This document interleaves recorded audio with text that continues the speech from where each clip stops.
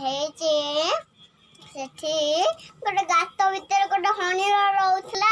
ବିଲୁ ଆଇଲା bookie bookie. ସିଏ କହିଲା ହନ ଭାଇ ମୁଁ ତମ ପାଇଁ ଗୋଟେ ଘାସ କରୁଛି ଆସ ତାକୁ ଖାଇବ। ସିଏ କହିଲା ଏକଥା ଶୁଣିକି ତାର ନାଳ ହୋଇଗଲା। ସେ ତାଙ୍କ ସାଙ୍ଗେ ଗଲା।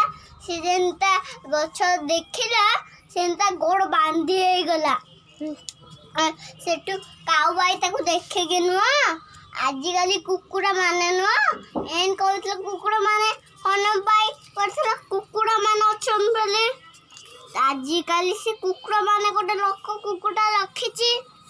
ସେତିକିବେଳେ ନୁହଁ ସବୁ କାଉ ଭାଇ ଆସିଲା। କାଉ ଭାଇ ଦେଖିଲା ସିଏ ହରିଣକୁ କି ଚାଷୀ ମାରିବାକୁ ଯାଉଛି ବୋଲି। ସେ ତାକୁ ଦେଖିକି ନୁହଁ ଠେକୁଆକୁ ଡାକିଲା। ଠେକୁଆ ଆସିଲେ ଟିକେ। ସେ କ'ଣ ପାଇଁ ସିଏ କହିଲା ଠେକୁଆ ଭାଇ ହନ ଭାଇ ନୁହଁ ଘାସରେ ପଡ଼ି ଯାଇଛନ୍ତି। ସିଏ ସେଠୁ ଆସିକି ନୁହଁ ସେ ହନ ଭାଇ କହିଲା ତମ ଏଠି ମରିକି ପଠ ଆଉ ହସ ଯାଆନ୍ତି। ସେତିକି ବେଳେ ସିଏ ଯେମିତି ଗଲେ ହାଣିବାକୁ ସେତେବେଳେ ତମେ ଯାହା ନୁଚିବ ମୁଁ ତାକୁ ତମେ ସେ ତା ପାଖକୁ ନୁହଁ କାଉ ଗଲା। ସିଏ କହିଲା କ'ଣ କହିଲା ସିଏ କହିଲା ହନ ଭାଇ ତମେ ଶୋଇପଡ଼। କାଲି ସିଏ ଚାଷ ଆସିବ ମୁଁ ତମ ଗୋଡ଼କୁ ଖଲି ପକେଇବି।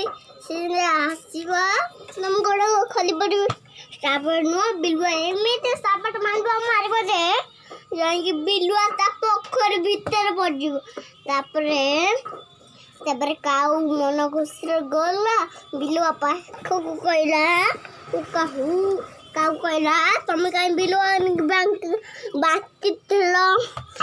ସେ ଭୁଲ କହିକି ନୁହଁ ଏଠୁ ତା ମା ପାଖକୁ ଦୌଡ଼ିଗଲା।